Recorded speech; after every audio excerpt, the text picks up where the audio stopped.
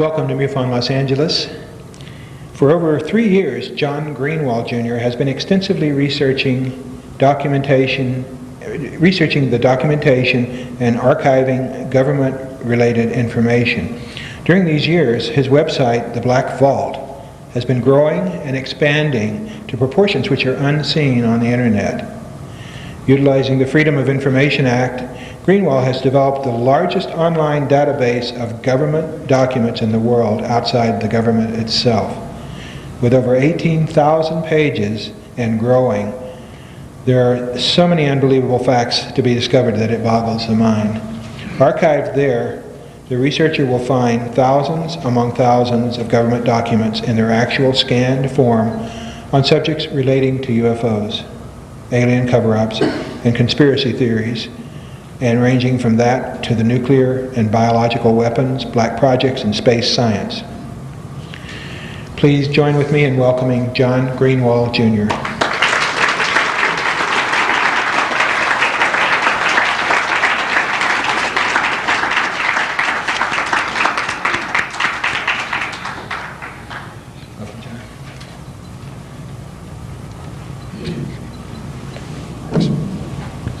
Gotta go back.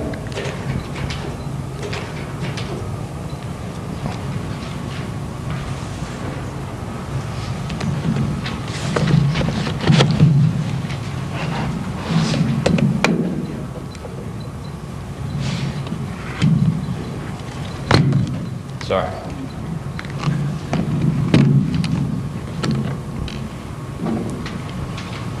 The date was November 22nd, 1962. One single bullet changed the history of America. And since that day, it has been shrouded in secrecy, lies, and deception. 12:30 p.m. The first of 4 shots ring out from the 6th floor of the book depository, fired by the infamous Lee Harvey Oswald. President John F. Kennedy was shot and was killed. And ever since, the incident has been lined with deception.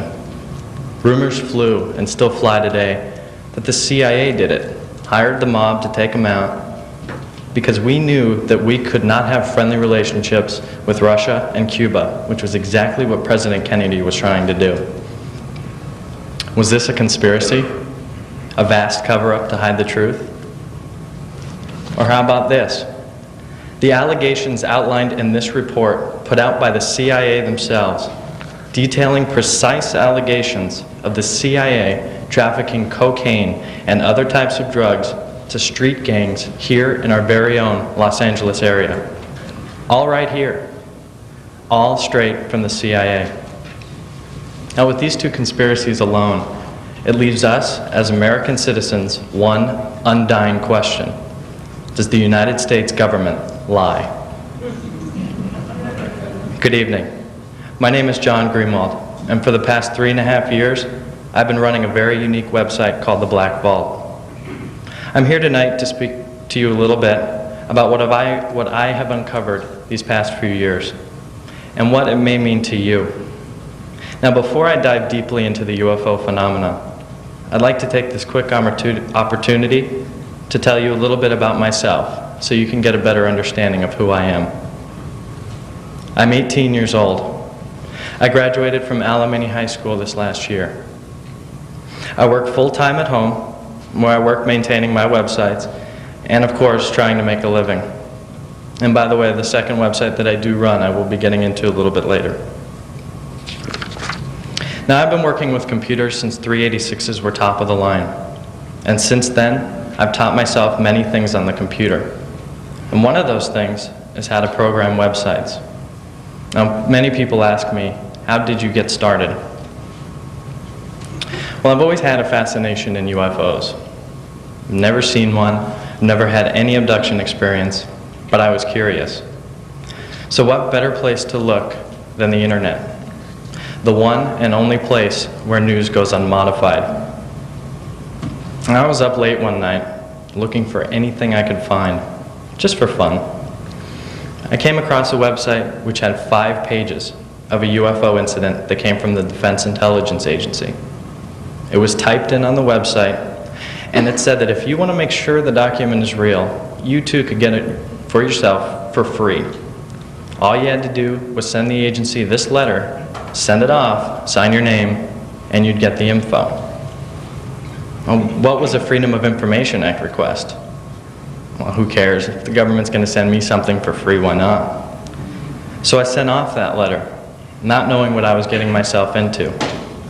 And a few weeks later, the Defense Intelligence Agency sent me the 5 pages of material that I was looking for. I couldn't believe it. 5 whole pages of documentation on a UFO sighting, and from the government as well. Now keep in mind, I was only at 15 at this point, so I was really excited to get a letter from a government agency. So I ran back onto the internet. I searched frantically for that website again and looked for more pages of government stuff. There was nothing. So I went to all major search engines, looked every UFO website I could find. Anything had anything on the government material that I was looking for. Nothing. So I sat there and I thought to myself for a while, if I was looking for a website like that, where you could see the actual government documents, even images to see what the documents looked like, then many other people were probably looking for that kind of site too. So I did what literally changed part of my life. I created that site I was looking for. I modeled it exactly what I was searching for. Government documents, the letters it took to get them, their response, everything. I wanted to show every small thing so that all the visitors could see was the raw evidence and decide for themselves what it meant to them. And in the end, the Black Vault was born. Oh, and by the way, those 5 pages have now turned into over 18,000.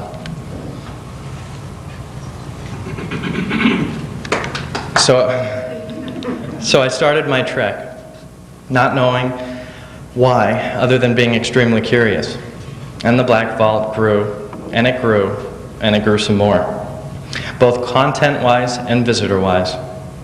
I now serve over 120,000 people every month, with receiving over 200 emails every day. It's hectic, but it's so much fun. Okay, so now to the good stuff. Armed with the Freedom of Information Act, I continue to fire off those requests, and I put them all online. I gave myself a crash course in the Freedom of Information Act, not really fully understanding or learning the whole thing in the beginning, which I probably should have, but I jumped right in there. I started sending off those request letters. 1, 3, 5, 10, even 20 at a time. The government quickly learned who I was. Now that you know a little bit about myself, the question I would like to address, so what have you found? Now, my first and shortest answer would have to be a lot. Running into dead ends, having my letters bounced around from one agency to another, and sometimes that other agency doesn't even exist. Unanswered letters, given the runaround, being told one thing when I know I could prove another. Those are just a few things I have to put up with. Content-wise, though, I've found so much, I don't know where to begin. It took me a long time to figure out where to start tonight, so I hope I can give you a better understanding of what is going on. I talked very briefly about the JFK assassination, drug trafficking in the Los Angeles area, and there are so many more I could bring up. But I know why you're here. You're here for the same reason I started my research within the government. I wanted the truth behind the existence of unidentified flying objects. I think I got more than I bargained for. What first should be looked at is, what does the government say about it all? What does the government say behind press podiums and press conferences about the existence of such a popular media-driven phenomenon? Well, they say exactly what you're thinking, that there is no cover-up, there's no conspiracy, and nothing that should be looked at. So let's believe them for now. From this part of my speech on tonight, I'm going to attempt to keep the mindset that the government is not hiding a thing. And we will see if that statement proves true.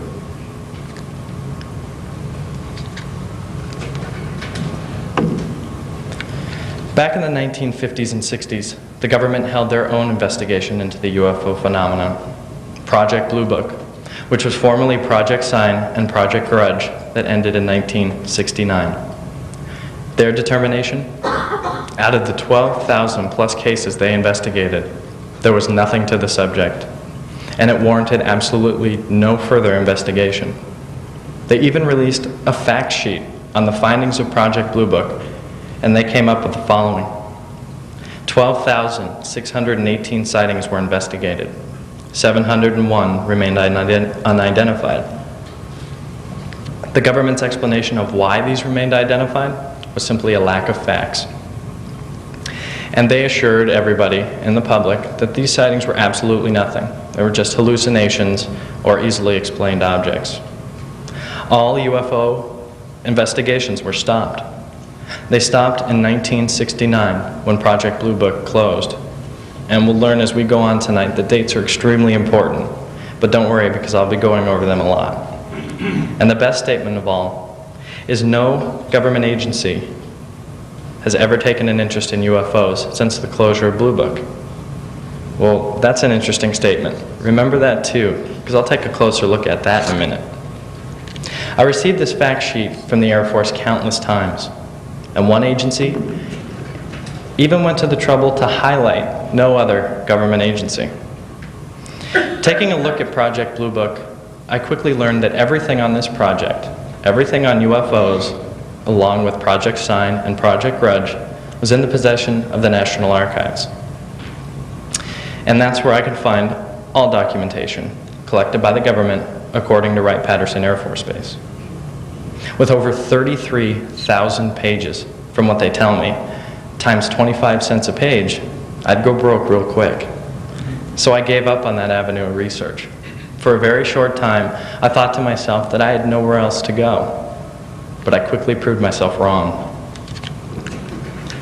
The CIA, NSA, FBI, DIA, Department of Defense, Department of the Army, Department of the Navy, Department of the Air Force, and so many more had treasures waiting to be uncovered.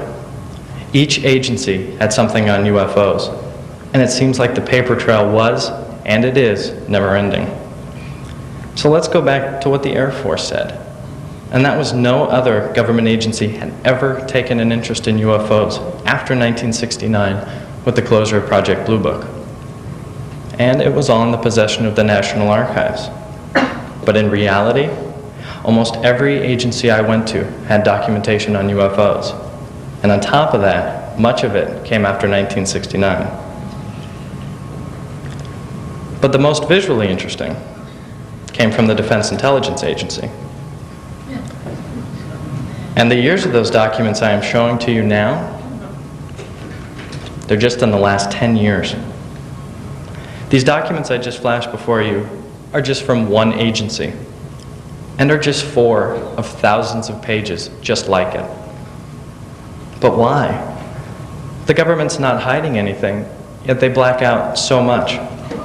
It confuses me, but don't worry, because as we all know, the government doesn't hide a thing. Space Command, Peterson Air Force Base. The question arises, are they interested in UFOs? Well, of course not. Being an Air Force base themselves, and the Air Force said straight from their headquarters in the Pentagon that they don't collect reports after 1969, one can assume it proves true for this base as well. I guess the Air Force didn't do their homework, because Space Command does in fact have UFO sighting records and reports, but one stands out. A report that came from Griffiths Air Force Base, and I quote, "Received call of UFO sighting at Griffiths Air Force Base, New York. 4 enlisted men observed circular orange lights just above tree line, east-southeast of their location. 5 minutes total hovered, then disappeared. Reported via CONR/NEADS. Very interesting UFO sighting, especially since it's from the Air Force themselves. But the most interesting part was the year, 1996, just 4 years ago. And that kind of goes against what was told to me before. But again, not to worry, the government doesn't hide a thing. Now this is just one incident where I can prove the government still collects UFO reports. And I'll get into more in a little bit, but now the question arises of how are they reported? Now when Project Blue Book was an open project, There were forms to be filled out. Reports were made to specifications, and many more regulations were in effect. But Blue Book is now closed. But reports are still being made. So under whose command? And where are they being forwarded to? Well, all UFO documentations, and I want to stress all documentations, were not made under that I've obtained, were not made under this regulation I'm about to talk about. And I'll say why in just 1 minute. However, I know there has to be reports that have been made under this regulation, somewhere, hidden. Joint Army, Navy, Air Force publication, or JANAP 146E. Canadian United States Communications Instructions for Reporting Vital Intelligence Sightings. Created in 1966, this publication issued precise instructions on where to report vital intelligence sightings. This included missiles, hostile and unidentified submarines, military hostile groups, and you guessed it, unidentified flying objects. But this was 1966, before the closure of Project Blue Book in 1969. Yet 69 came around, and this regulation was still there, untouched. 1970, 71, 72, 73. It wasn't until 1977 when this was then updated and revised. Finally, UFOs would be taken out because there's no interest in them, right? Again, no homework done by the United States Air Force. In the revision, UFOs were not taken out. UFOs are still in this regulation today and are to be reported as seen, just like the publication says. Okay, so now we've proven that UFOs are still being reported by our government. Not a problem, but the question is, where are these reports being sent to? Now, the reports are not being forwarded to one office. They're not being reported and forwarded to 2 offices.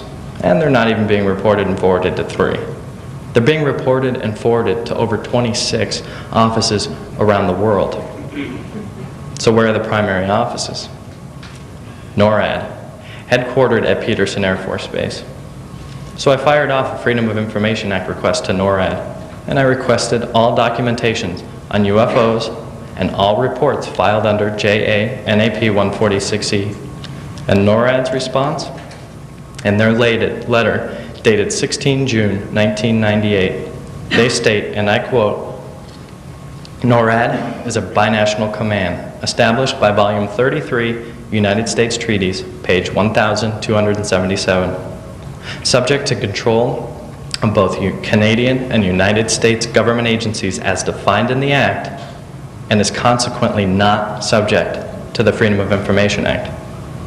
Not subject to the Freedom of Information Act. My request was then sent back to me, unanswered, and with this response. How convenient. We could be looking at millions upon millions of pages of UFO material for all we know.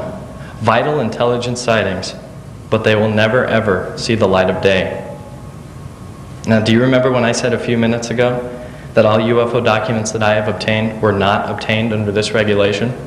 This is why. No one can even come close to touching them. But again, let's remember that the government is not hiding a thing. The Central Intelligence Agency. Existing in Washington, D.C., the CIA was created in 1947 with the signing of the National Security Act by President Truman.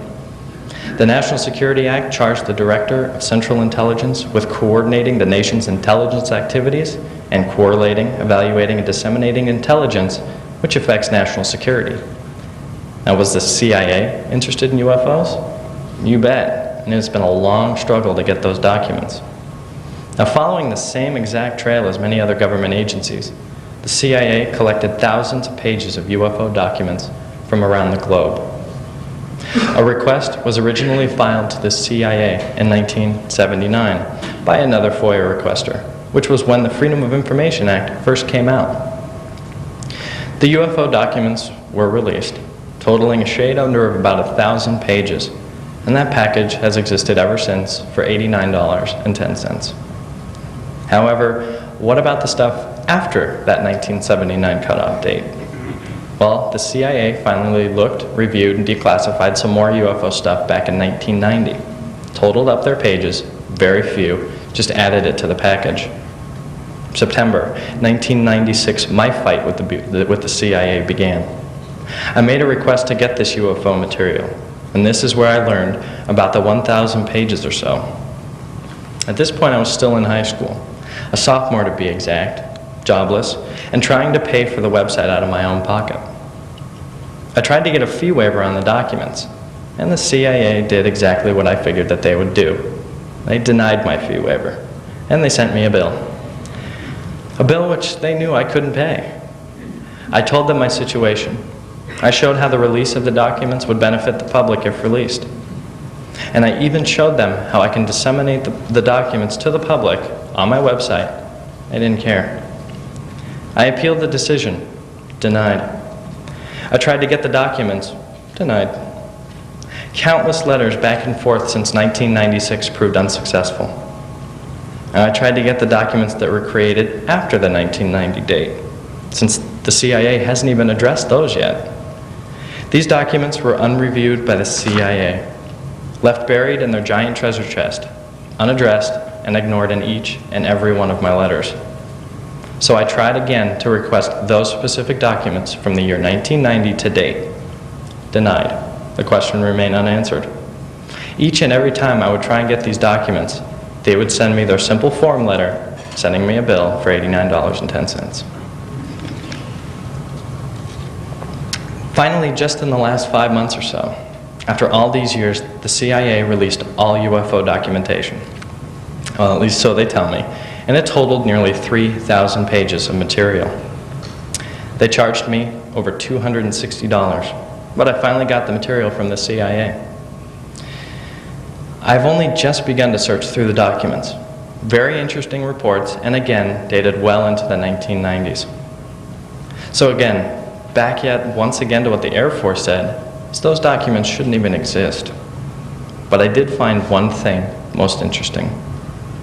Now let's backtrack just a little, and I hope this doesn't get too confusing. But the original CIA UFO documents were released in 1979. Few were added to the package through 1990, but since then, absolutely nothing declassified. The documents through 1979 were medium to heavy blacked out, letters, reports, intelligence sightings, much looking like what is found elsewhere throughout the government. However, one thing stuck out. Now, maybe it's me reading into this too much, but I want to throw it out there to see what it may mean to you. When I received these few thousand pages, they came in 2 boxes. One, the package of the nearly 1,000 pages of documentation previously released. 8.5 by 14 pages of the UFO records, which I just described before. But the other box was all the documentation released from 1990 to date. But what were they? Well, almost each and every last one was a newspaper article, with a few pages of a simple report scattered here and there. But before this date, rarely you would find a newspaper article. They were all good old-fashioned government UFO reports. But these new ones, which I paid over $260 for, were newspaper articles. Collected from mainly China and Russia, these reports were simply translations. Nothing more, nothing less. Now this was both disconcerting for me, but also encouraging. Maybe there's a small part of my brain that wants to be a conspiracy theorist. But I thought to myself, does it seem more plausible that it just so happens that when the first Freedom of Information Act request back in 1979, did that hit the same exact year that they stopped collecting these other UFO document reports and made the transition to collecting newspaper articles? Or does it seem more plausible that maybe this latest release was simply a shroud to cover the real stuff, the real reports that I was looking for, but instead these newspaper articles were a good faith release to show me and to show my website visitors, hey, we released our documents. Just something to think about, but I thought it was interesting. But the other part of this, which is encouraging, is the fact that even the CIA is still, after all these years, showing an interest in UFOs. The question then arises, why? two reports stuck out when I was looking through the documents, and those hold the headlines of UFO reportedly lands in Mountain Pass near Yerevan. And the other, object seen floating around the mirror. Now this particular article goes on to talk about a mysterious object which floated up into the side of the camera on the mirror. Now, if my memory serves me well, the government has no interest in UFOs. Then why are these types of reports from other countries being collected? This UFO sighting on the mirror happened back in 1991. Now, it amazes me why we pay those tax dollars to translate these documents, pay the personnel to handle these records, and pay those tax dollars to maintain these records, all on a subject our government has absolutely no interest in. But again, not to worry, because the government doesn't hide a thing. The National Security Agency, the nation's cryptologic organization. It coordinates, directs, and performs highly specialized activities to protect U.S. information systems and produce foreign intelligence information. A high technology organization, the National Security Agency is on the frontiers of communications and data processing. It is also one of the most important centers of foreign language analysis and research within the United States government. Were they interested in UFOs? Absolutely. And they had a lot of pages to be discovered. Now, like the CIA, the NSA had hundreds and hundreds of pages stacked up. A similar Freedom of Information Act request back in the late 1970s, early 80s, brought around a use of the Freedom of Information Act, which I have yet to use, taking a United States government agency to court. Now, my dad, of course, won't let me do it. But I've taken it as far as the next step would actually be stepping into a courtroom. Now, the National Security Agency denied access to the UFO records, and the requester, back in the early 80s, appealed and was denied. That's as far as I've taken it. They then had their right to take the NSA to court, and they did.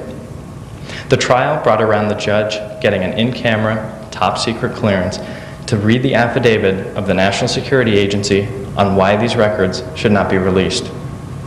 Classified top secret, our government's highest classification, this affidavit, along with the information it protects, is obviously something very serious.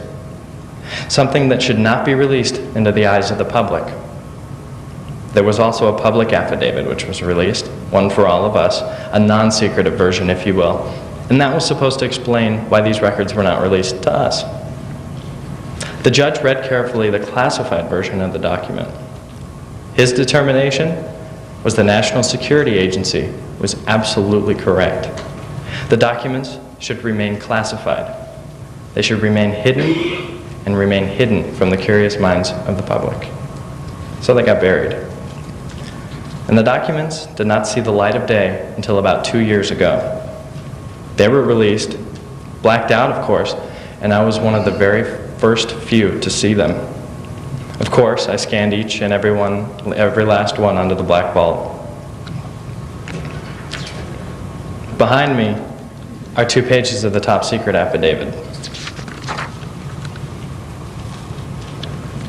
In this newly released pile of records, well, like the page you see now, 4 words on the entire page were readable and not blacked out. 4. And there are hundreds and hundreds of pages just like that.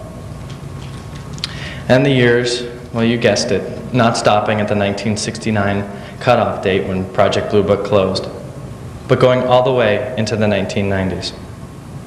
With the release of this top secret affidavit, the further release of pages like these 2 pages, and hundreds just like it, this reinforces our strong belief that the government does not hide a thing. Wright-Patterson Air Force Base, in many measures the largest, most diverse, and organizationally complex base in the United States Air Force. Missions range from logistics management, research and development, education, flight operations, many other defense-related activities. Wright-Patterson Air Force Base was the home for Project Blue Book. All data collected was forwarded here for processing and retrieval. But remember, stated previous was the Air Force had transferred all documentation to the National Archives. And they stressed all documentation. They also continued to tell me that no Air Force base had records because they were all transferred too.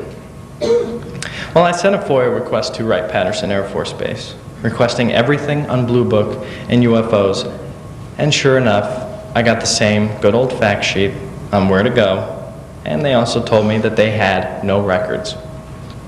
From their letter dated 26 September 1996, I quote, "This installation is not the release authority for the documents you have requested. As you can tell by the attached fact sheet, all documentation pertaining to Project Blue Book or UFOs are now in the possession of the National Archives and Records Service." Signed, Paul E. Cassidy, Acting Freedom of Information Act Manager, Wright-Patterson Air Force Base, Ohio. They went on in the letter to tell me that they were giving me a no records determination. A determination that is given if and only if there are no responsive records to the request. Now, this statement was given to me in September of 1996, in the first very few months of my research. However, 6 months later, I read an article in UFO magazine that Wright-Patterson Air Force Base released nearly 1,000 pages of UFOs on Projects Sign, Grudge, and Blue Book. I sent a letter asking why these were not found when they told me that they found nothing. And they did an extensive search on my previous request from what they said in their letter, and I made a new request for these newly found or newly released records. What was their response? Well, they sent me a letter ignoring my question, and they sent me a bill for $125. Now again, at this time too, I was only 15, and for lack of a better word, broke. So it took me a few months to save up for the documents. However, through the gracious contributions of my website visitors, I was able to raise the funds from both out of my pocket and any donations that those chose to send me. I received the pages, scanned them, and they're all now online at the Black Vault. Another challenge was overcome. Yet when you sit down and think about it, why were these records overlooked? Now, I'm not trying to point fingers, but I was told that this office searched for responsive records and found nothing. And by law, the Freedom of Information Act states that the agency must look for the records and respond to the requester within 10 business days. And on a side note, that 10 business day requirement is probably still sitting on somebody's desk because they never follow it. I was also told by countless offices from within the Air Force that all UFO documents were in the National Archives, and that's where I can find them. Yet here is 1,000 pages left buried at Wright-Patterson Air Force Base. Now, one Air Force base out of how many? Do you think there's more? Did I just so happen to hit the one Air Force base on my very first try that accidentally overlooked UFO records? Wright-Patterson Air Force Base is just one out of countless others. Do you think they have UFO documentation too? Maybe the pages were overlooked at their offices as well. Well, who knows? The government doesn't hide a thing. Roswell, 1947, a saucer crashed outside in the small town in New Mexico. Or did it? The Roswell incident is one I've kind of stayed away from. It is one that has been investigated, researched, and investigated some more, yet no real answers have or probably will ever be given. We will probably never know what really happened over there, but there is a trail of clues leading to the final answer that we all want, the truth. We may never get to that point, but it's a lot of fun to think about. The investigation and fascination with the Roswell incident will never die. It is one which will probably remain unanswered for a very long time. But briefly, a saucer reportedly crashed outside of Roswell, New Mexico.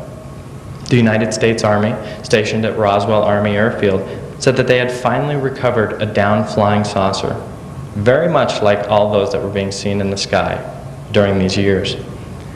Now, the headlines of the newspapers around the U.S. flourished with this report. Like this one, The Roswell Daily Record reports that Roswell Army Airfield captures flying saucer on ranch in Roswell region. The next day, an explanation was received. This was not a flying saucer that was recovered. It was a misunderstanding. And it was nothing more than a weather balloon. But the explanation came from across the United States, from the Pentagon. The explanation didn't stop there, it went on. The Air Force changing their story not once, not twice, not even 3 times, but 4. And this story just came a few years ago with the Roswell crash test dummy story. A report was released entitled The Roswell Incident, Case Closed. I found, even on the Air Force's website themselves, the following facts and summary of this report. Number 1, aliens observed in the New Mexico desert were actually anthropomorphic test dummies that were carried aloft by United States Air Force high-altitude balloons for scientific research. Number 2, the unusual military activities in the New Mexico desert were high-altitude research balloon launch and recovery operations. Reports of military units that always seemed to arrive shortly after the crash of a flying saucer to retrieve the saucer and, quote, crew, were actually accurate descriptions of Air Force personnel engaged in anthropomorphic dummy recovery operations. Okay. And number 3, claims of alien bodies at the Roswell Army Airfield Hospital were most likely a combination of 2 separate incidents. Number 1, a 1956 KC-97 aircraft accident in which 11 Air Force members lost their lives. And number 2, a 1959 manned balloon mishap in which 2 Air Force pilots were injured. And then they state their credibility. And all this can be viewed on their website. And if you're interested, let me know at the end. I'll give you their address. And this I thought was extremely interesting. This report is based on thoroughly documented research, supported by official records, technical reports, film footage, photographs, and interviews with individuals who were involved in these events. I'm really glad that the United States Air Force thoroughly researched their facts through their enormous documentation and files. But one thing struck me very curious while I was researching this. Now let's go back a few slides to this one. Let me read this one more time. Claims of alien bodies at the Roswell Army Airfield Hospital were most likely a combination of 2 separate incidents.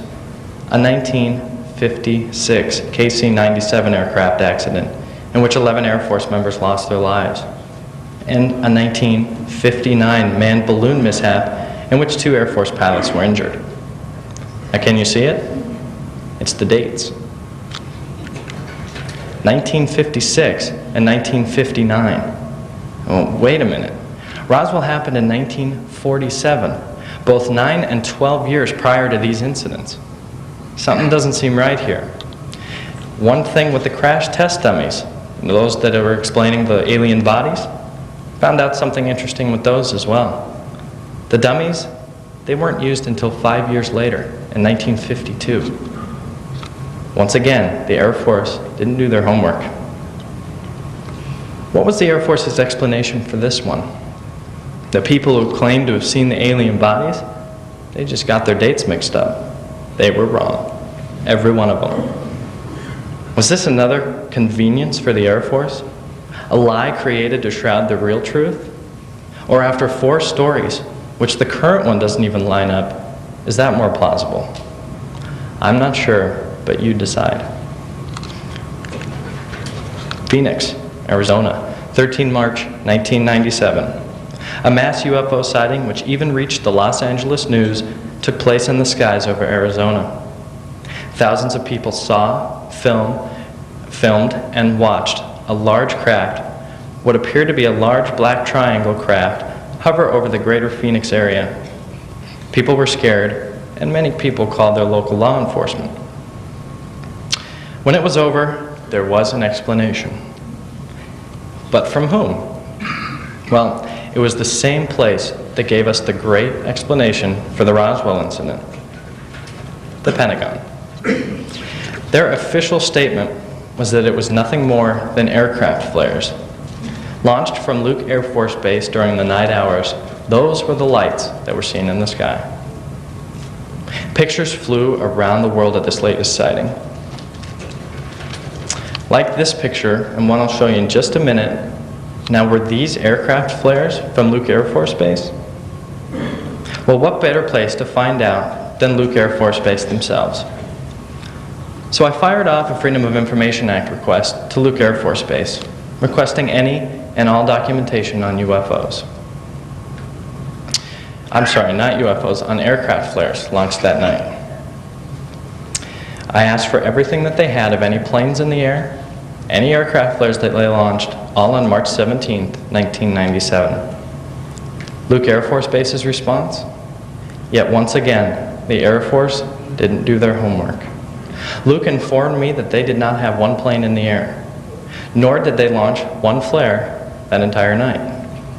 I guess we can say goodbye to that theory. Yet with the Air Force's track record, I am sure there will be another one along shortly, because the government isn't hiding anything. The United States Air Force. With this agency alone, ignoring all others, it has been a struggle. Through the fight for Project Blue Book records, telling me they're all in the National Archives when I can prove otherwise, the statement of no government agency showing an interest in UFOs, yet I can prove otherwise, the Roswell incident explanation, the crash dummies and other data regarding this, I can prove otherwise. And finally, the Phoenix, Arizona sightings, aircraft flares explaining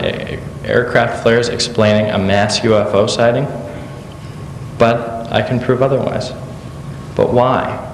If they are lying, why the lies? Why are we kept in the dark on a subject that has been such a fascination for so long? I'm sure we won't know the answer to this for a very long time, but we must keep in mind that the government is not hiding a thing. Now let's switch countries for a minute. Remember in the very beginning of my speech tonight, I talked about 5 pages of government material that was released to me, and that's what got me all entangled in this web of conspiracy? Well, I want to talk about it a little bit with you. This was a report which came from the Iranian Imperial Air Force. One of the most interesting reports, as it describes in detail a UFO sighting which was seen by many people in Iran. This was in September 1976. The base in Tehran started receiving reports from phone calls that UFOs were being seen in the vicinity, and they asked the base, "What do you guys have up in the air?" The base didn't have anything up. And after the 4th phone call, they decided to go out and take a look for themselves. And sure enough, there was a UFO out there. This UFO was brighter than any other star that they could ever explain this as. So the base commander decided to launch an F-4 jet to go take a look. Now we're talking about a UFO which was about the size of a 747 aircraft, as that was the approximate size that the radar signature gave off. Now as the F-4 was approaching, it reached about 24 nautical miles from the craft. As it proceeded directly towards the object, it lost all instrumentation, all communications, and his board shut down. He broke off from the pursuit, and as the F-4 headed away from the object, he regained all control. All communications, all gauges, all came back online. Now thinking this was a plane malfunction, the pilot returned to base, and 5 minutes later, a second F-4 was launched to go see exactly what this object was. As the plane approached 25 nautical miles from the object, it proceeded to move as fast as it needed to keep the distance of 25 nautical miles. The UFO wanted that distance. So now this wasn't so much of a let's see what this object is kind of mission. Now this was a chase. As it, meaning the object, decided to keep this distance from the approaching F-4. Yet in time, something strange happened. A second UFO appeared. Not out of nowhere, but out of the first UFO. The pilot reported this second object as being the apparent 1/2 to 1/3 the apparent size of the moon. This second object moved straight forward, straight towards the F-4 at an extremely high rate of speed. The chaser has now become the chased. Scared, the pilot arms an AIM-4 missile, thinking that this was probably some kind of defensive maneuver, and he was going to defend himself. As he had his finger on the trigger to fire, boom, everything shut off. Communications were gone, and controls shut off. The attempted firing of the missile failed. The pilot quickly turned into a negative G dive. Now the report gets a little bit confusing on what happens next. The object is stated to have turned into the inside of the pilot's turn, but then turned around and rejoined the original craft, all in a perfect rejoin. Now in a minute or so, out comes a third craft, this time from the side of the original object. Then this third craft headed straight down, all at a high rate of speed. Now keep in mind the pilot is still in his negative G dive, and he's attempting to turn away from the object. Finally, he succeeds to turn away, and sure enough, he regains all communications and all controls. Now the pilot was watching this object, and he's not going to dare chase it again, and he looks at it head straight to the ground. Now, he's expecting a big explosion from the impact, but on the contrary, the craft makes a perfect landing directly on Earth. As it landed, it casted a very large light on Earth, which stretched about 2 to 3 kilometers. All this was going on while the pilot plotted and mapped exactly where the UFO landed. On the return to base, the pilot had a lot of trouble with its night vision and its communications. And he had to circle the base a few times to actually get a straight approach so he can land the aircraft. Now, continued problems with the communications made me think, okay, it's just a communications malfunction. Coincidence that another jet had it 5 minutes earlier, and also there was a coincidence that he happened to have been chasing a UFO. But there was another aircraft in the area, and that was a civilian airliner. They too reported the same exact interference. Looks like the coincidence has now turned into a convincing fact. We're dealing with something real here. Even on the return, as the report specifically states, the pilot saw another UFO, a cylinder-shaped UFO in the distance, and confirmations to neighboring bases concluded that no other aircraft were in the area. The next day, the pilot and tower personnel took a chopper out to go take a look at the approximate area where they thought the UFO reportedly landed. Nothing was spotted on this dry lake bed, but a mile or so away, they saw a small house. So they landed and they questioned the residents. They asked them if they saw anything strange the previous night. They stated they saw many bright lights and lots of loud noises. The report ends with the statement that the area where the object reportedly landed was being checked for radiation. Nothing more was ever heard about this incident again. I could not turn up or find one page about the radiation results or anything else about this incident. Now, I found this report in many different offices, and it originated within the Defense Intelligence Agency. What you just heard, the story I just told you, was not from a science fiction book, nor was it from a Hollywood movie, as it sounded like it could be. This was a genuine government document, coming straight from the inside of the Defense Intelligence Agency, coming straight from the inside of the Office of the Secretary of Defense, from the inside of the National Security Agency, and many others. Because I found this report in all those offices. I have yet to find any other report that was forwarded to that many agencies. I even stumbled upon a report from an American pilot detailing how he felt that this was a remarkable discovery.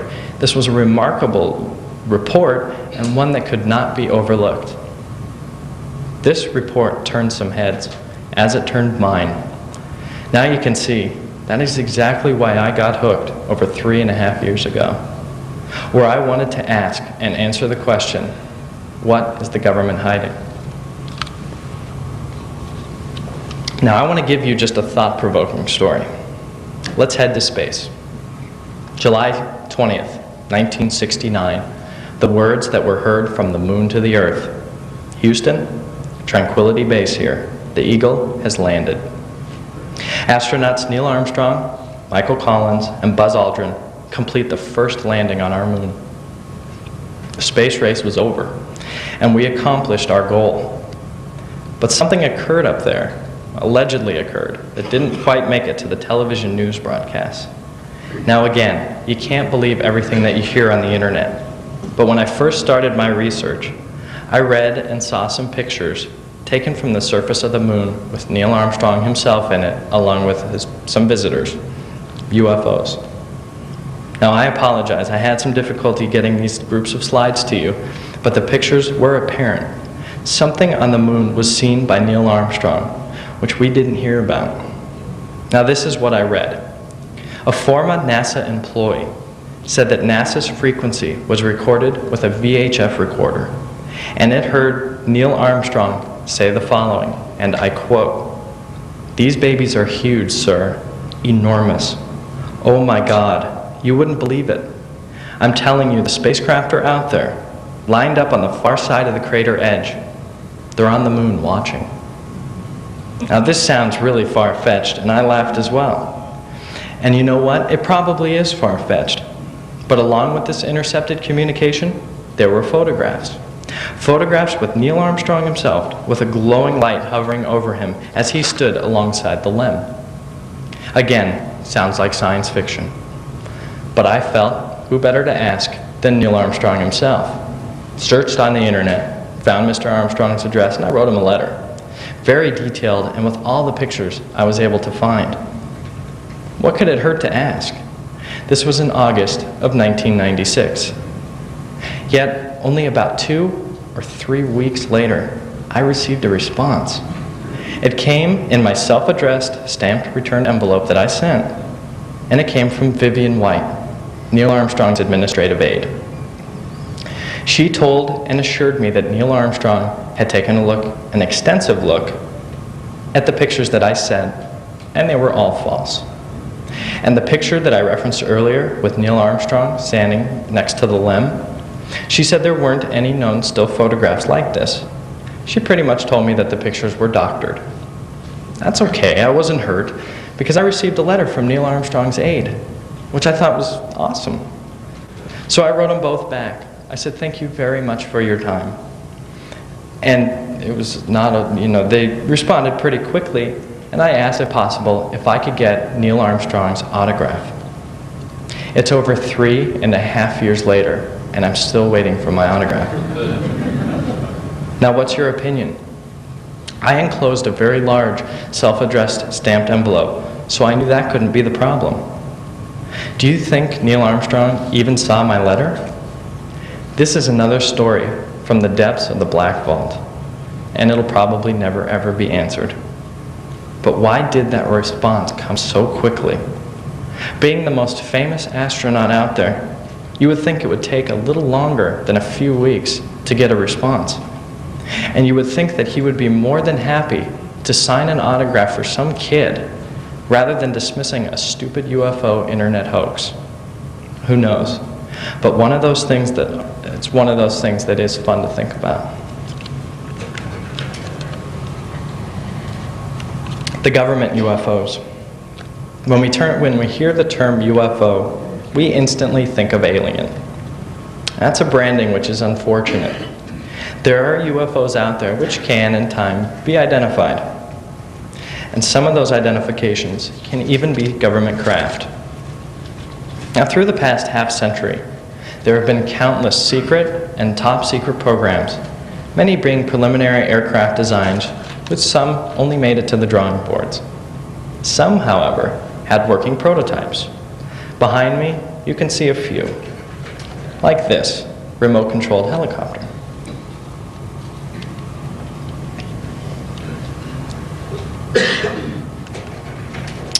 Like this remote-piloted research aircraft by NASA.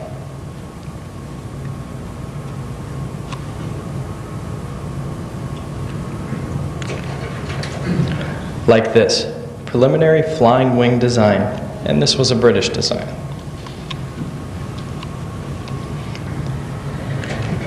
And finally, like this, the aircraft named the Navy Flounder. Now, have these aircraft mistakenly been identified for being UFOs? Maybe some, but not all. Specifically, those UFO records from the government themselves. If they were government craft, they wouldn't be UFOs, and the documents would never ever come up under my requests. Now, why did I show you these crafts? Well, there are a lot of weird-looking craft in the sky, and these can, in time, be identified. This should be a definite consideration when trying to determine the identification of something odd in the sky. The government and skeptics themselves have even tried to identify UFOs as being government craft. One craft, which has often been blamed for UFO sightings, is codenamed the Avrocar. The Avrocar was a project that was in development from about the mid-50s to 1961. It was canceled due to the lack of stability. Was this really the explanation to some, or even any, of the UFO sightings? Many skeptics, and I've been told this, will fight and say during these years, the sightings were probably this craft. Okay, but unfortunately, that can't be true, because the Avrocar never got more than 2 feet off the ground. So what's next? Does the government have aircraft that actually do get off the ground that we don't know about? That's a question that has a very obvious answer. Yes, they do. Our stealth technology aircraft have remained secret from the eyes of the public for many years before it was ever officially acknowledged. The B-2 stealth bomber itself has been in development for the last half century. It has only been since Desert Storm when this craft was actually acknowledged. Yet what does the government have that is not very well known, if known at all? Project Silverbug. The initial design for this program came from a Nazi scientist during World War II. Started in the late 1940s, the United States Air Force themselves started to design, create, and eventually fly their very own flying saucer. This then launched the program Project Silverbug. Behind me, you can see some of the original sketches and preliminary designs for Project Silverbug. Kind of interesting to see. The government, who has no interest in these flying saucers that have ever been sighted, yet a few years after the sightings begin, start building their own. As with many projects, they do only make it to the drawing board. I'm still currently researching Project Silverbug, but was able to scrounge up these pictures from the television show Sightings. It looks like this project was one that just didn't remain on the drawing boards.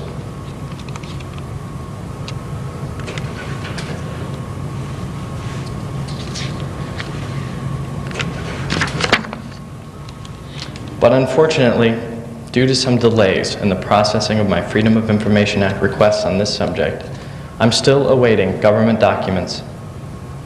I've been waiting for my documents for over a year and a half, and I wish I could explain the delay. As you can see, much goes unanswered for years before I actually get a response. But don't worry, because remember, the government doesn't hide a thing. Project Silverbug was just one project. One which I didn't hear of until I stumbled across it in a reference in another document. So do you think there are any more like it? Project Silverbug started in the 1950s. It was not declassified until 1995. Around 40 years later. And that's a long time for a document or a project to see the light of day. Documents will remain hidden, buried within the secret walls of the United States government for years on end, waiting for that final day where they finally get declassified. But for some documents, that day will never ever come. They will stay shrouded in the mysterious secrets of the government forever. Yet the government, I am sure, will never ever admit to that. And for some reason, that brings back the JFK assassination to my mind. But that is an entirely different speech in itself. The last hour or so, we've looked at only a few of the stories from the United States government. For 3 years, I have learned so much from the government, their laws, their regulations, their secrets. I could probably tell you stories for days. So is the government hiding anything? I tried to keep the mindset that they weren't throughout my talk here tonight, yet it is so hard. The government claims that they are not hiding anything, but what do you think? We have looked at the Project Blue Book files turning up at Wright-Patterson Air Force Base. We've looked at the struggle with the CIA documents, and briefly the documents themselves. We've looked at the explanations to UFOs, the claims of not taking an interest in them, and the claims of UFOs are nothing more than hallucinations or easily explained objects. I think we definitely proved that one wrong. We have looked at the National Security Agency. Their documents. Sorry about that. We've looked at the National Security Agency, their documents, and the struggle to get them surfaced as well, along with their countless pages of blacked out material. The Defense Intelligence Agency's files, the blacked out among blacked out information, which stretches to just the last few years. Many statements made by our own government can be proved false, just by looking at the few pieces of this vast puzzle. We also looked at the Roswell incident, and the government's many explanations for that, and if anybody can refresh my memory on how many there were. And finally, the government's UFOs. Are they building something which is so top secret, we will never know about it until we may have to use it in combat? That happened with the F-117 stealth fighter and the B-2 stealth bomber. This, and so much more, we have only scratched the surface of what is out there, waiting to be discovered. Now, to give you an idea of what is to be discovered, let me tell you about a few interesting topics, just to give you a taste of what the government can and will hide. Now, I know this is leaning away from the UFO topic, but to me, it's more proof that something is, can be, and probably is being hidden. It's sad, but the story of Princess Diana is one that will be remembered forever. The mysteries that surrounded her death were plentiful. Conspiracies flourished on the internet alone, but one stuck out to me after I did a little research on it. Now again, I'd like to reiterate, you can't believe everything you hear on the internet. But I received a letter one day through an email saying that our own CIA had something to do with her death. They were hired by somebody to get rid of Princess Diana. Now, how likely does that sound? So I kind of ignored it for a while, but curiosity got the best of me. What could a 32-cent stamp hurt? All the CIA could say is we have no responsive records. So I sent off a Freedom of Information Act request, not expecting much, but in turn, I got something which was not what I was expecting. I requested anything and everything on Princess Diana's death, everything. In the CIA's letter dated August 19th, 1998, I quote, "The CIA can neither confirm nor deny the existence or non-existence of any CIA records responsive to your request. The fact of the existence or non-existence of records containing such information, unless of course it has been officially acknowledged, would be classified for reasons of national security under sections 1.5c, Intelligence Sources and Methods, and 1.5d, Foreign Relations, of Executive Order 12958. It goes on to state, accordingly, your request is being denied on the basis of Freedom of Information Act exemptions B1 and B3. By this action, we are neither confirming nor denying the existence or non-existence of such records. Signed, Lee S. Strickland, Information and Privacy Coordinator, Central Intelligence Agency." Nothing. They would not give me a thing. Now, to give you an idea, B1, they denied it under B1, that's national security. Whatever they have on Princess Diana that they can't confirm, It's classified under national security. They won't release it ever. Why? What is it? What could the CIA know that we don't? Did they have something to do with her death? What was the connection? And finally, the last topic I'm going to throw out there for you tonight. It's one involving a biological weapon agent. It was on June 19th, 1969. Dr. D.M. MacArthur, then Deputy Director of Research and Technology for the Department of Defense, appeared before the House Subcommittee to request funding for a project to produce a synthetic biological agent for which humans had not acquired an immunity. Now, this was the rumor. He got the funding. He started his research and produced something even he could not control. The biological agent escaped his labs, somehow got into the public, and now the disease has already spread. Could this be AIDS? Reports confirmed that the very first few reports of AIDS came from around these years in Africa. Is this story even true? Well, I did a Freedom of Information Act request back in late 1997, and I'm still awaiting my response. This is one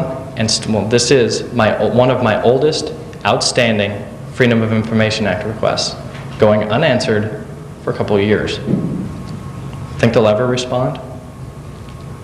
No, why did I tell you this on a speech devoted to UFOs? Also, why did I start off the speech with the JFK assassination and allegations with the CIA trafficking drugs to the greater Los Angeles area? The answer is very simple.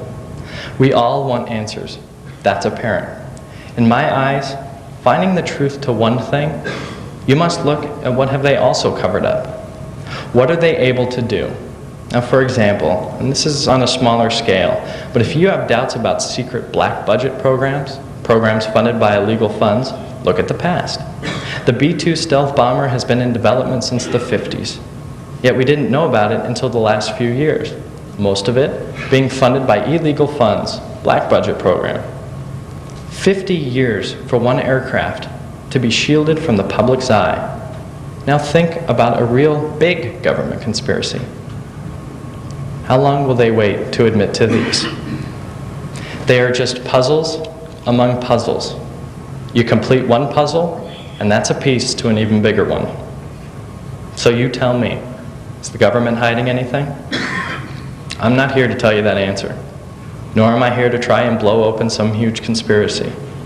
My feeling is that I'm here to give you the raw evidence, the evidence for you to discover the truth. We've learned tonight that many government documents will remain shrouded in secrecy, shrouded under the veil of black that the government never wants us to see. What exactly is being hidden?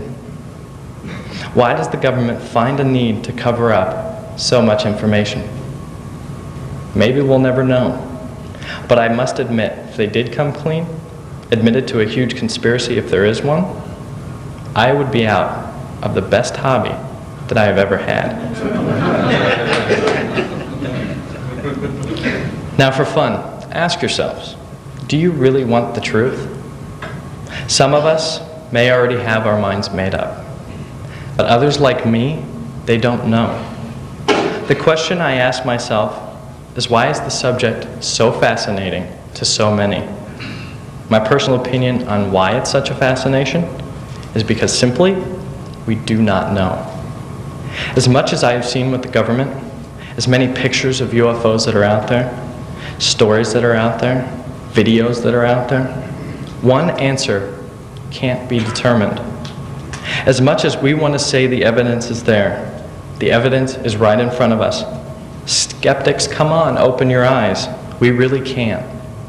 The fight will never end until that very day where each and every last one of us knows the undeniable truth.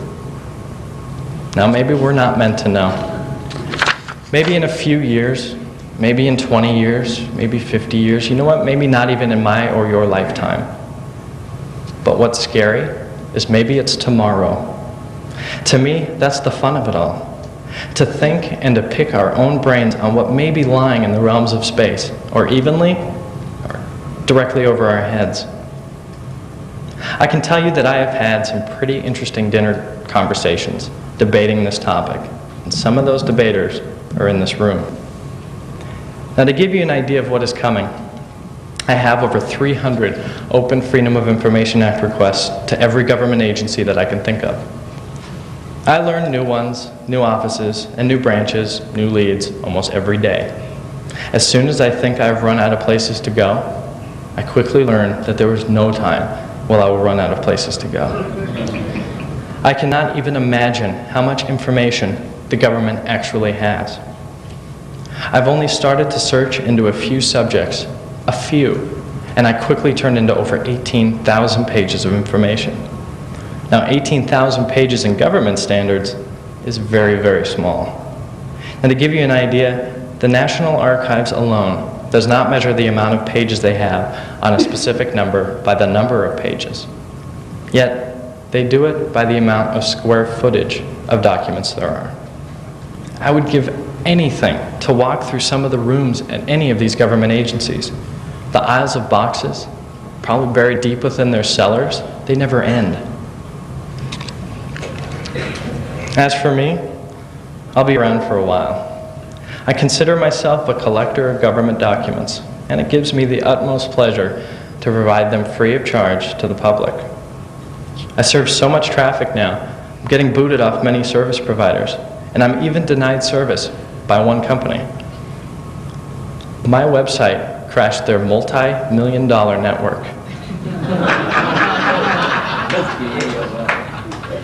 It was during the time I went on NBC last year, on Confirmation, the Hard Evidence of Aliens Among Us. I was not prepared for the traffic I received from that show. Over 6.7 million people tried to log into the Black Vault in one day.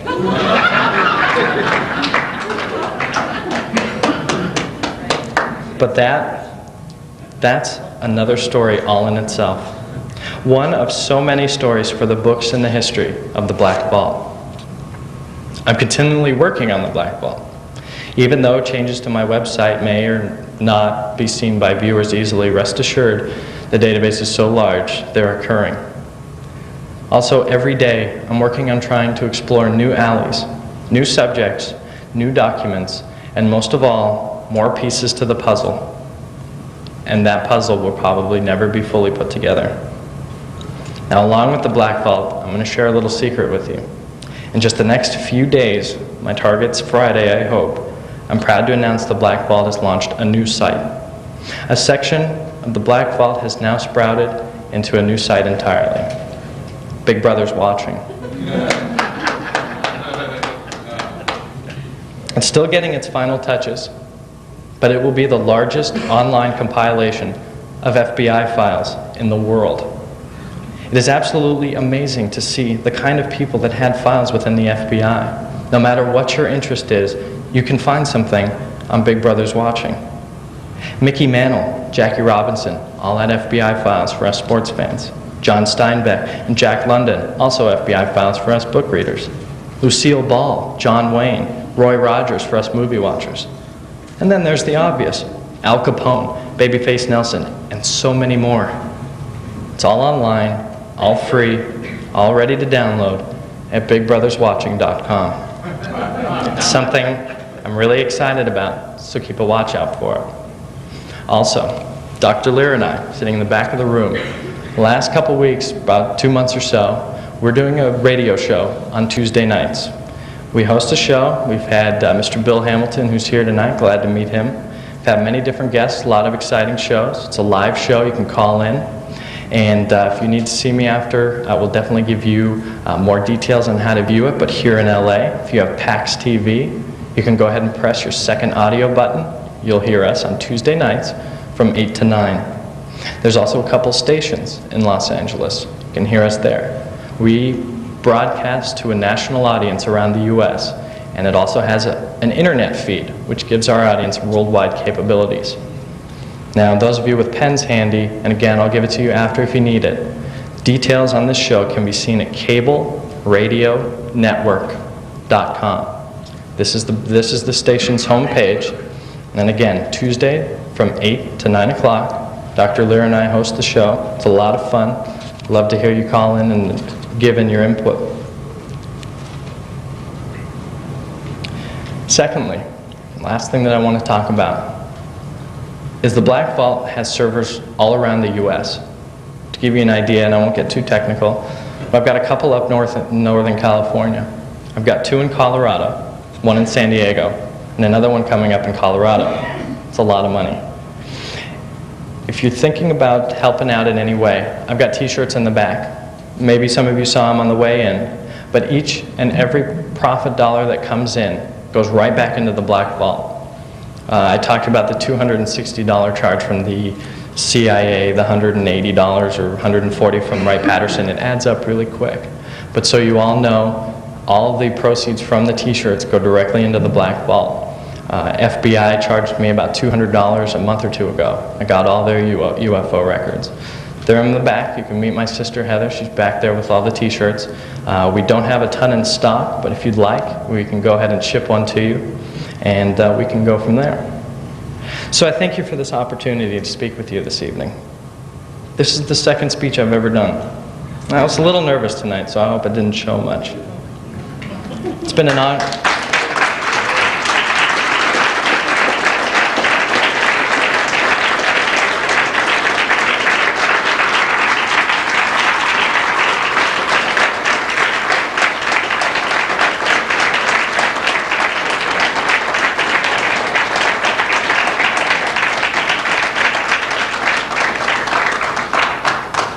Thank you.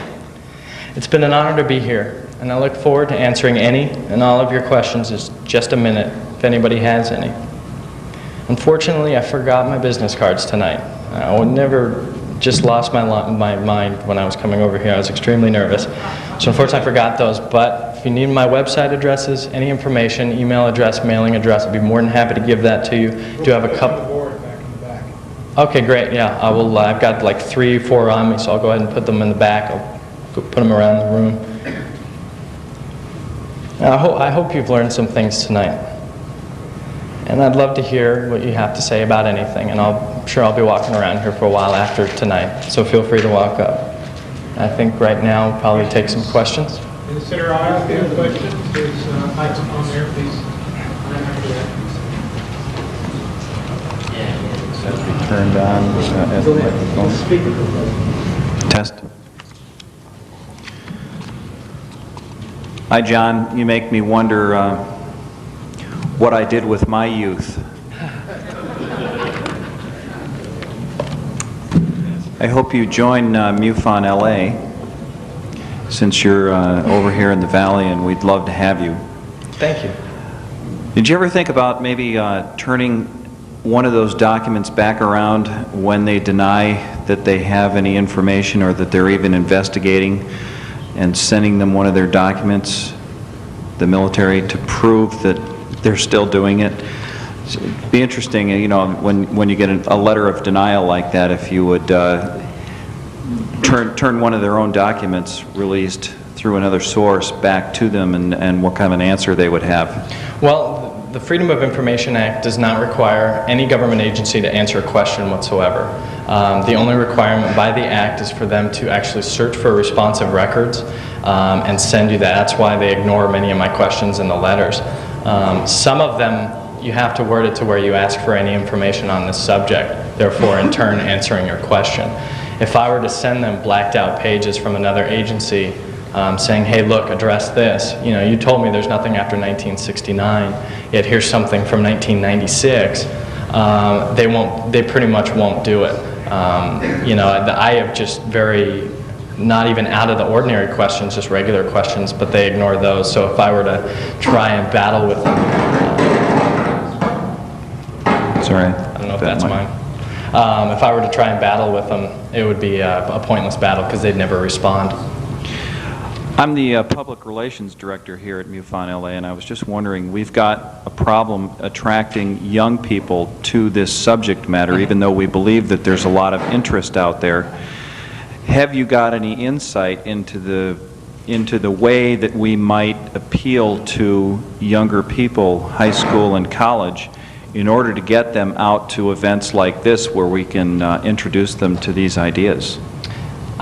Maybe it's not, see, to be honest with you, I'm not too sure. Maybe it's not the point of getting them here, but to going to them. Like I've talked to Dr. Lear a couple times, university lectures, if there was a way that, you know, I would be more than happy to stand up in front of the people and say, you know, this is what I found, that could spark an interest. You know, maybe not luring them over to here, possibly, you know, going there, you know, saying, hey, look, this is what we've got. We have a lot of fun, good group of people. You know, we have fun, just relax. One of those types of things and get the interest sparked, that's probably a way to do it. But other than that, to be honest with you, I've never really thought about it. Well, we have a need for public relations personnel like yourself, so if you're interested in that kind of position, let us know. Okay, well, I'll talk to you after. Okay, I'll abandon the mic for now, but I may come back. Okay. You know, I have a whole bunch of UFO, ET, conspiracy-related books, magazines, and newspapers that says pretty much the same thing as your documents and stuff. And after a while, they just all pretty much say the same thing. Is that true of your documents, that you have so many of them, that after a while they just pretty much say the same thing? They don't say the same thing, but when you put them together, they prove the same thing. Different UFO sightings, different countries, different states, different everything. All the reports are different in their own way. But when you put them together, they all prove one thing. They all prove that there's something being hidden. There's something that the government's not telling us. Now what it is, it's speculation. You can pull in science fiction, you can pull in Hollywood, you can pull in anything you want. But there's no, you know, there's no black and white UFOs exist. But like some of the documents that I flashed, if you line those up, you know, in this room, I can make a trail from here to back there, and you look at all the documents, they all come together and prove one thing, that there's something there that the government doesn't want us to see. Because that is the same with all my books, you know. They all come together just to prove one thing. You know, that's what I was curious about your documents. You know? Yeah, I mean, again, it varies on the agency. You know, the CIA has different UFO documents for different incidents. Defense Intelligence Agency mainly deals with outside countries, since its primary focus is to give the president and high officials, military personnel, foreign intelligence information. So it depends on where you go. But like I said, with the Iranian incident with the Iranian Air Force, this was forwarded to pretty much everybody. That's what was so strange about the incident. It was, one, it was, you know, A, it was so fascinating, and B, it was reported everywhere. And I've never seen a document that had that happen before. So. Thank you very much. No problem. Thank you. Hi, two quick questions. One, the web address for the Black Vault. It's blackvault.com. Okay, writing it down. Number two, in Colonel Corso's book, Roswell the Day After, he made extensive reference via schematics and very detailed outlines of an intended moon base to be constructed by the United States. Now, you touched on the moon landing, obviously. In your research, did you come across anything that would tend to support or perhaps not support Colonel Corso? And I'll return to my seat as you respond. Colonel Corso, I did a little bit of research. I have not read his book, unfortunately. I did get his what's called DA Form 66 from the United States Army to match up his rankings in the Army, the dates that he claimed there would be in the DA form, and match them up. In regards to the moon base, though, NASA is extremely hard to work with because of the delays that they have in getting information back. But for those that do get a chance to go visit the Black Vault, I do have a lot of technical information and other data regarding all the Apollo missions. But I've never ever had any convincing evidence to show that they were going to construct a moon base. I've only heard of the rumors and you know, possible stories behind it. Hi, how are you? Hi. I was just wondering if you had done any research regarding the Sasquatch or Bigfoot sightings or anything like that. If there's any FBI files that are going to be available on the new website. To be honest with you, no, not on that. That's getting more I don't know what the direct term for it is, kind of out of my direct interest. I can, fire off a Freedom of Information Act request for it and see what happens. One subject, though, that's kind of related is the cattle mutilations. The FBI did do an investigation on all the cattle mutilations. I do have that file, which will also be on Big Brother's Watching, hopefully by Friday. But with Bigfoot, that kind of stuff, no. Nessie, Loch Ness, no. Okay, thank you. What do you say about the cattle mutilations? They didn't go into great detail on them. It was a kind of a small report.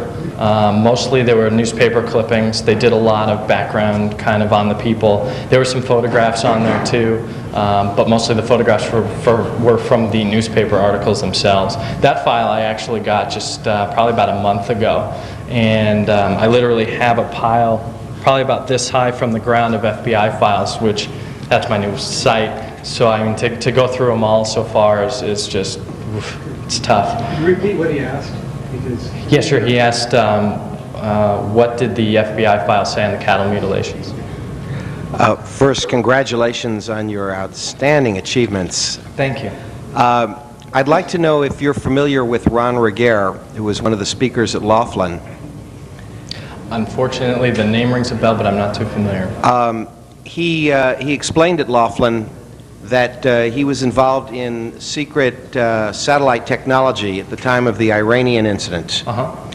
And he confirmed that there was top secret data from the satellites that he was charged with tracking, and that though the UFOs, the Iranian UFOs, were tracked by satellite, and that because of his secrecy clearance, he had to sit on the data for decades. Right. He's talking about it now, though. I thought that'd be of interest. Well, there's a lot of interesting things that have actually come out of our spy satellites. That one I have not researched, but the DSP satellite, which I learned from a researcher, Lee Graham, who actually worked on the project, that has in fact infrared cameras on it, and they do see UFO sightings. Now, one thing that I tried to do was Space Command's at Peterson Air Force Base, but there's also a Space Command here at Los Angeles Air Force Base, which I was surprised to learn that Los Angeles has an Air Force Base. I really didn't know that. But they are also kind of a high space, I don't want to say presence, but high space intelligence. They do a lot of stuff with the DSP satellite. So I did a request to Los Angeles Air Force Base back in '97, and that again is also one of my oldest requests. I tried to match a UFO sighting that was in this area around the same time the DSP would be able to pick it up on infrared. Los Angeles Air Force Base still has my request somewhere and they didn't respond, so a little interesting fact on the DSP satellite. I was curious, in all your stuff that you found, all the documents that you've gotten back on your website, has there been a lot of stuff about people and abductions?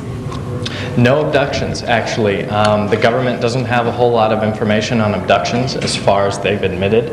But then again, with their track record, they can have anything. And also I was wondering, because you referred to both JFK's assassination and Diana's accident, supposed accident, have you read any of David Icke's books? No, I haven't. Because he has some very interesting theories about both JFK and Diana. One of the ones being that both of them were definitely murdered, and that one of the ways that they signal this is to put a torch or a light that never goes out in the vicinity. And it's interesting because Kennedy has the eternal flame, and they've just put that flame over the tunnel that Diana died in. And I also wanted to ask you, what do your parents think about what you do, if it's not too personal a question? I mean, are they like afraid for your life or anything? Actually, they're sitting right there. You guys will stand up. Stand up. That would be my mom, Lenore. My dad, John. I just wanted to comment and say to both of you, I think you have an extraordinary son. And I again think, like, what was I doing when I was 18? I wasted my youth. What can I say? But well, thank you. Actually, my parents, both really supportive. They've been supportive since day one. My dad, hope you don't mind me saying this, works for a defense contractor, works for Boeing. So he's a little uneasy about me doing a lot of research with the government. I'm not legally a junior, but he's John too, so I've kind of just adopted putting junior on my Freedom of Information Act stuff. I even got him to admit, back when I was doing an interview for NBC, he didn't believe I'd get a response from the government. Why would they respond to a 15-year-old kid? To be honest with you, I believed him. I didn't really think, that they would respond either. But then I learned that they had to, and there was no age requirement, so I continued to do it. My mom's real supportive too, and the first time I got a call was from the National Security Agency. And they called, and again, I want to stress that there were no threats, no nothing, Men in Black, nothing like that. This was just to ask what my Freedom of Information Act request was about. My mom picked up the phone and they asked for John Jr. And my mom said, no, he was at school, and they asked who it was, and they said, this is so-and-so from the National Security Agency, and my mom kind of, jumped and said, he's at school. So, but a little bit scared, but they're supportive. Thank you so much. Thank you. And for your second talk, I thought you were like a seasoned speaker, so you gave a really remarkable talk. Thank you very much.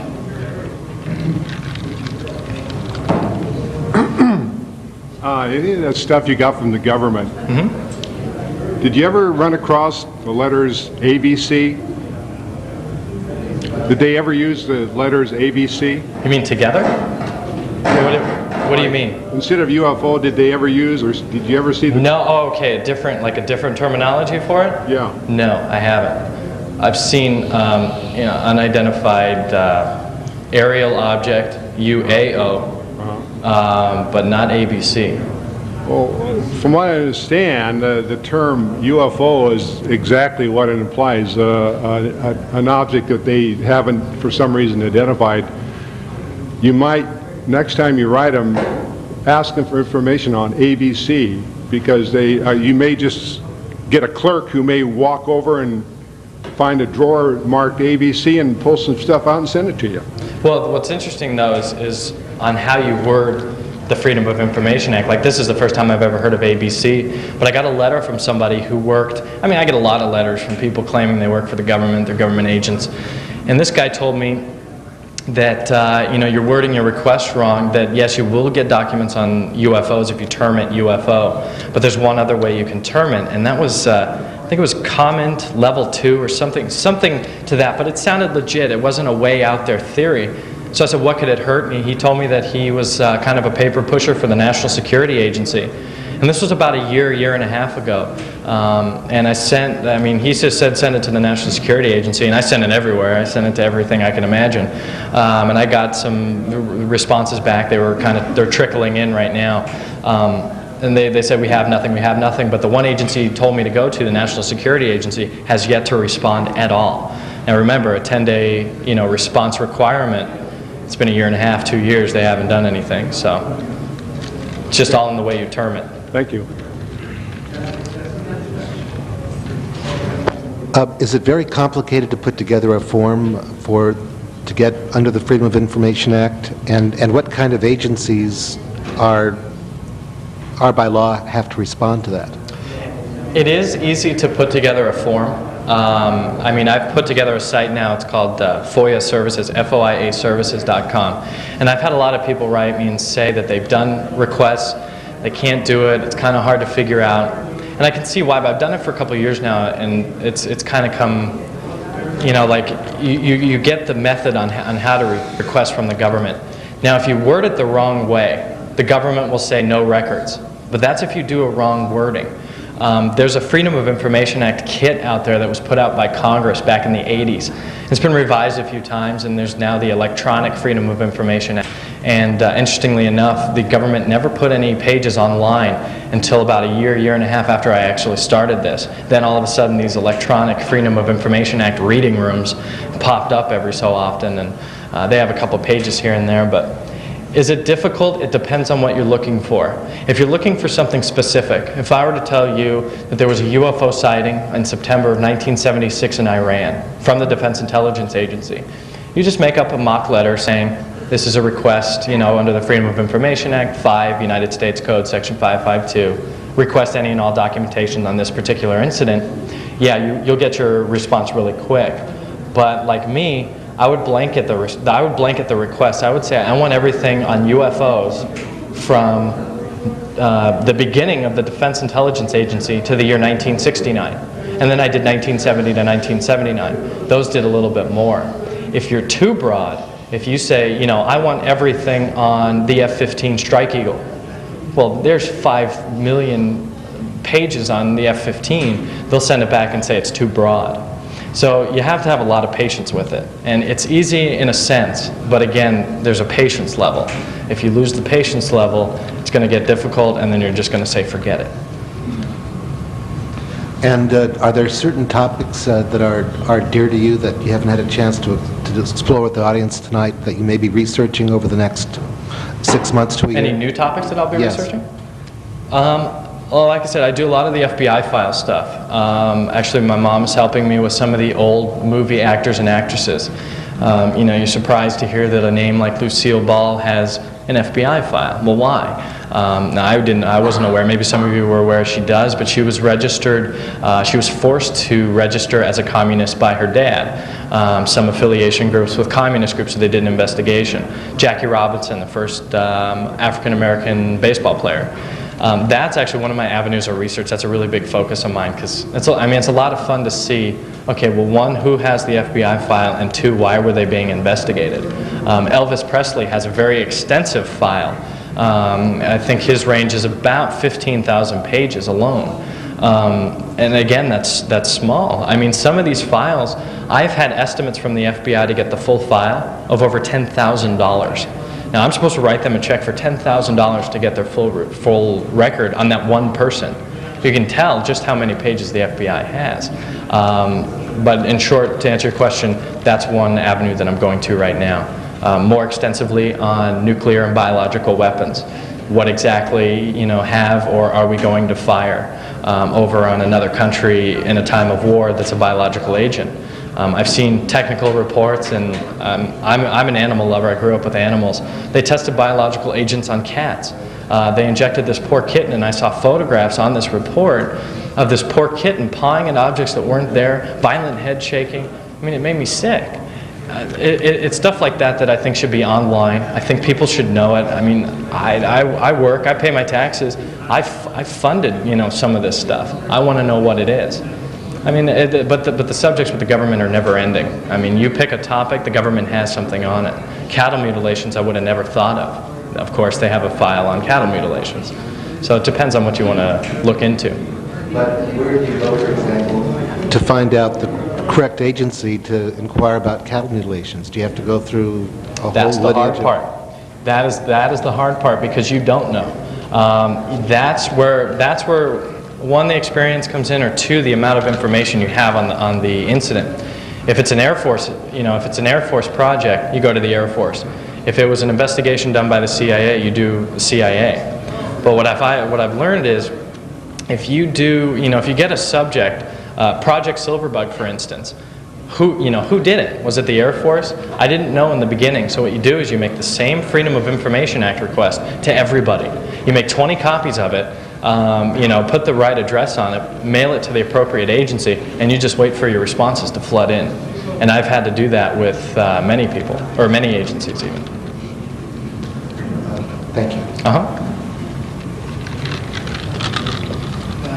I just want to say I respect what you're doing.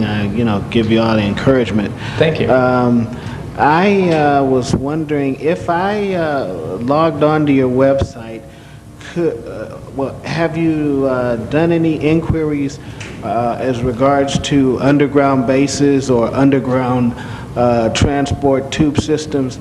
And if you have, and I logged onto the website, could I get a list of the departments that you've made inquiries to? To answer your first question, underground bases, no.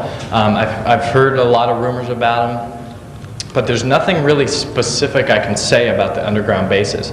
If I were to say, this is a Freedom of Information Act request, I'm respectfully requesting any and all documentation you have on underground bases. They'll send it back saying it's too broad. So it's very difficult to do underground base research because A, I haven't really looked into it that much, and B, you have to know what's going on down there. If they're doing Project Rainbow, that's the Philadelphia experiment, but Project ABC, then I would know, okay, I need everything on Project ABC. Then that can then lead into maybe some other projects that's going on down there. So no, I haven't done that. What was the second question? The underground transport tube system. Yeah, that also I have not seen evidence of that as well either. Well, it might be, I know that you're probably overloaded with potential subjects to look into, but that might be a, one that you might want to give some thought to. Well, that's just on a side note, that's the difficult thing about doing the research with the government. It's like I said, the National Archives measures the amount of documents they have in square footage. I mean, that's just, that's outstanding. Another reason why I bring it up is because during the Cold War, they started to build underground to avoid the overhead satellites, okay? Right. And then also with the nuclear testing. So there's a technology that was developed, at least since the start of the Cold War, where for atomic weapons testing, and also for housing the underground command centers and missiles, that technology was developed by the government, and I'm sure there has to be some kind of a paper trail on that. Probably a large one too. Yeah, there's a lot of paper trails. I'll look into that for you, and if you want to go ahead and log on to my website, just drop me an email, say remember the underground bases, and I'll see what I can find, and I'll post that for you. Okay, I appreciate that. No problem. What do you know about the chemtrails, if anything? Chemtrails, actually, as I said a little bit earlier about Dr. Lear and I's radio show, Millennium Mysteries, on Tuesday nights. Last night, that was our exact topic. We were talking to Greg Avery about chemtrails. It was new to me. I learned a lot on the show last night. I'll definitely see what I can find out on chemtrails. But like I said, I learned a lot from Greg Avery last night on our show. So it's a new alley. Like I said, new alleys are discovered every day, and that was one yesterday. I have an appeal from the audience. If anybody has a camera this evening, we'd like to take some photographs of John for UFO Magazine in their article, which will appear next month. And if we don't get a camera in the audience tonight, we're going to need some photographs from you probably, John. So, okay. You can get in touch with Don or myself. The other thing I wanted to mention for your sake was that a number of us went to the Congress in Laughlin, Nevada last week, and on Saturday morning, Graham Birdsall of UFO Magazine UK spoke about the new footage that's been released to him by a cable access operator and editor in Canada. And this gentleman has downlinked thousands of hours from NASA of shuttle footage, and one of the key pieces of footage that you'll be interested in is of the Mir spacecraft from the space shuttle camera, and they have 3 anomalous objects which pass the Mir space station, but one of them stops short of the space station from this shuttle camera's point of view and then flies around the Mir space station. It's very interesting. It may fit with your presentation. And according to Graham Birdsall, as of 12:30 p.m. Mountain Pacific, whatever it was, the time he was going to download all of the current footage from those from that presentation to their website. So you may want to go and download that stuff as you can use it. Right. No, I saw the first promo to it, and actually Graham was Dr. Lear's and I's guest 2 weeks ago from the UFO Congress. We actually interviewed, we linked up, we did kind of an effort. I was at the studios and Dr. Lear was in Laughlin, and we talked about the NASA UFO footage, and there's a lot of stuff out there, that we don't know about, and the video footage is about 20 minutes long as far as I know online, and I started to view it It's compressed, it's a little hard to see, but some of the space shuttle missions, STS-48, which is the most famous one, I tried to do a little research on that with NASA, and my request is buried somewhere because I hate to keep having to bring up the government doesn't respond. That's exactly what I have to put up with. I have to call them, say, hey, did a request this date? What's the status? Sometimes I cross my fingers that I get one response letter which gives me a case number. I never got one with the STS-48 request. I'm still waiting for that answer. Like I said, I've got about 300 outstanding. So if I were, that's a 40-hour-a-week job right there, is to go through each one and make sure that the government agency is processing that request. I try and take my most interesting ones, and even in my own files, I've got a stack of open letters. It gets buried in there too. So it's tough to do, but some of the new space shuttle missions, I'm definitely going to be doing some requests to NASA for and see what happens. Okay, and I think we've got time for one more question, and then we'll close tonight. Yeah, actually, Don's letting me in under the wire here, and you probably saw the group of questions I had here, so I'll cut through that and cut to the chase. I was wondering, in your research, what has surprised you the most, and what has interested you the most? What didn't you expect that's come back to you that surprised you? I didn't expect the struggle. When I first started, the reason, and I'm sure a lot of you will laugh, I went to the government because I thought that was the truth. I mean, you read on the internet, you see UFO videos, you see everything, but it's third, fourth, fifth-hand information. It's my mother's brother's son saw something weird in the sky with his friend. It's passed down information, but with the government, it was first-hand info, and if it was government intelligence, it had to be real. But then I was seeing all this blacked out information, and I'm going, well, wait a minute, And then it wasn't so much as the first documents that I received, but then, like I said, it's a puzzle. You put them together, they fit together. They show a different story.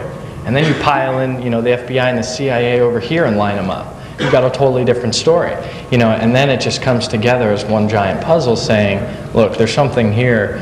You don't know what it is, think about it. Try and pick your own brain and figure it out, but there's something there. That's what I found most interesting. Were you aware, I thought it was really poignant, you starting off with President Kennedy and focusing on that. Were you aware that Kennedy was in the process of destroying the CIA when many of us think that they killed him first? No, but I did hear that there was a memo that Kennedy wanted to take our troops out of Vietnam. The CIA did. Signed by McGeorge Bundy just a couple of weeks before his assassination. Yeah. They were reducing the strength there from 8,000 to 7,000 advisors. He was going to pull everybody out. But he had threatened to scatter the CIA to the four winds because of what they were doing, trying to manipulate him. He had already pulled covert operations out of the hands of the CIA and put them back in the hands of the Joint Chiefs of Staff, and wanted to use the Joint Chiefs of Staff to dissipate the CIA.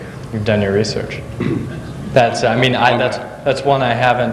The JFK assassination, just so you know, on a side note, their assassination files, they devoted an entire library to that subject alone.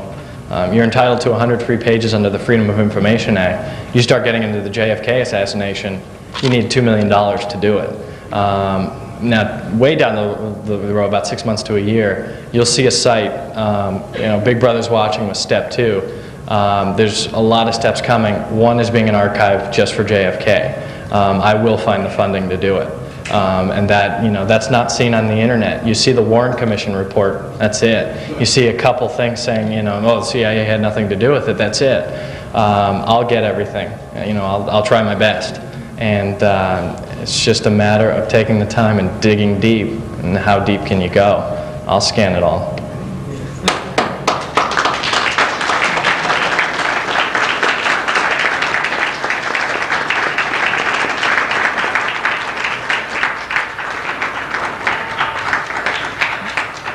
John, I know everybody's impressed with you this evening, and it was your second talk, your sister says, and yeah. I think that's mightily impressive, which could account for the long ovation this evening. One last question somebody snuck in over my shoulder, and that was, do you think the FBI, CIA, or intelligence organizations have opened up a file on you, given your... And have you checked into that? That's actually one of the most frequently asked questions. What's my answer? I don't know. I did try and do a little research on it. I did a request to the FBI, and I've done hundreds and hundreds of files of people. The fastest one I got a response from was mine. Came in a couple weeks. Now, they said that I had no file. Now, what would be scary? I mean, I try and think to myself, you know, okay, well, do they have a file on me? I mean, to myself, is it worth the time? I don't know what's scarier is the fact that they're looking to 17, 18-year-old kid that's putting all this stuff on their website, or the fact that they're not looking into a 17 or 18-year-old kid putting all this stuff on their website. It can go either way. I have no clue. I've got no proof that they do. I get letters every other week saying, you know, you got a file, we're watching you, we're going to take you out. I've gotten death threats. I mean, it's ridiculous. The internet, unfortunately, you get people that are just messing around that have no life on a Saturday night, and that's the only thing that they can do. But every so often, like with the Neil Armstrong lead, the Princess Diana lead, those led to something that was really interesting. You know, maybe it's not true, but why the CIA saying we can neither confirm nor deny any records on Princess Diana? So some leads go ahead and be true. Others can't believe them. By the way, any snoring you heard in the audience tonight was done by CIA members trying to throw off That's okay. your rhythm. We have one last brief question, promised briefly, so. No problem. Okay, I read that John F. Kennedy was killed for trying to tell too much about flying saucers and the alien presence. Do you think that's true? I've heard that one as well. There are a few websites that are out there that have that theory. Not a whole lot of strong evidence regarding it. Not sure who stood up and said about the memo signed by Bundy. That you've got paper. You know, I can put that, or any one of you can put that in front of somebody else and say, hey, look, there's motive. But when you think of, okay, well, Kennedy was talking about UFOs, you know, where's the proof? I want to talk about them on national television in early 1964. That's what I heard. Mm-hmm. Well, I mean, again, he maybe he had his whole speech planned out. Again, it's the fact that we don't know. We do have the memos, the letters, that he was going to be bringing down the troops in Vietnam. There's motive that you can put on the table. But with speculation and stories, then it gets a little bit harder to prove it. But there's websites for anything that you want. You pick a subject, I guarantee you'll find 2,000 websites on it. Because I have proof in a book called Prophecies of Presidents, and it says so in that book. Well, there's a lot of books out there. Thank you very much, John. Thank you.